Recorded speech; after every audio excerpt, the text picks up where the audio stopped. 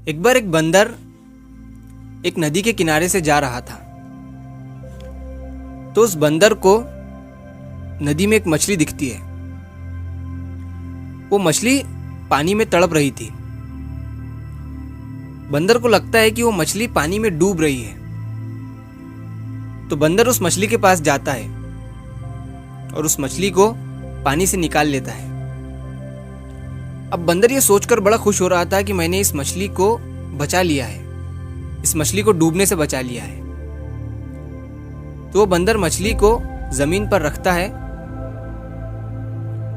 और अपने लिए ही तालियां बजा रहा था। बहुत खुश हो रहा था कि उसने इस मछली को बचा लिया है। तभी बंदर देखता है कि मछली ने हिलना बंद कर दिया था। बंदर उस मछली को धक्का देते हुए हाथ लगाता है और उसे जगाने की कोशिश करता है, लेकिन वो मछली मर चुकी थी। अब ये देखकर बंदर जो है बहुत ही उदास हो जाता है। तभी वहां से एक कछुआ गुजर रहा था। जब वो ये सब देखता है तो वो बंदर से कहता है कि तुमने तो इस बेचारी मछली को मार दिया। बंदर कछुए से कहता है कि मैं इसे मारना नहीं चाहता था, मैं इसे बचाना चाह रहा था, लेकिन मुझे क्या पता था कि ये पानी से निकलने के बाद मर जाएंगी। मेरा इरादा इसे मारने का नहीं था बल्कि बचाने का था। तभी कछुआ बंदर से कहता है कि कई बार होता यह है कि हम सोचते हैं कि हम किसी की मदद कर रहे हैं,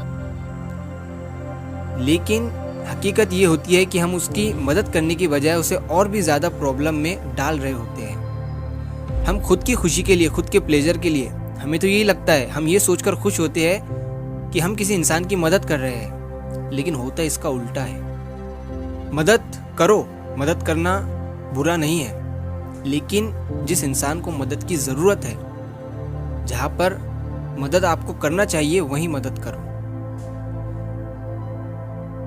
बहुत सी बार होता यह है कि जब हम किसी भिखारी को पैसे देते हैं तो हमें एक प्लेजर फील होता है, हमें खुशी महसूस होती है कि मैंने इसको पैसे दिया,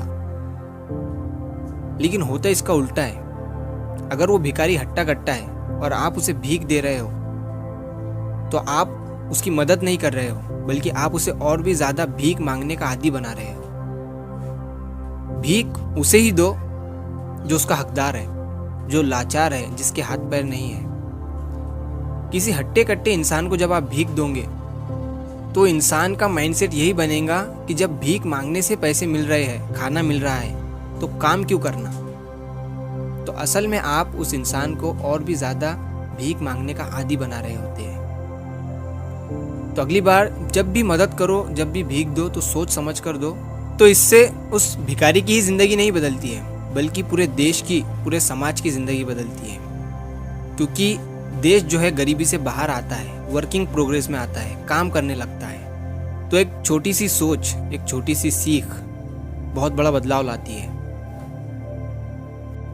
तो अगर आप इस कहानी को और भी लोगों तक पहुंचाना चाहते हो तो इस वीडियो को लाइक करिए, ताकि YouTube इस वीडियो को और भी लोगों तक पहुंचाए। और अगर कहानी अच्छी लगी हो तो हमारे चैनल को सब्सक्राइब जरूर करिए। मिलता हूँ मैं अगली बार इसी तरह की कहानी के साथ। तो सब्र करो, शुक्र करो और जिंदगी में आगे बढ़ो।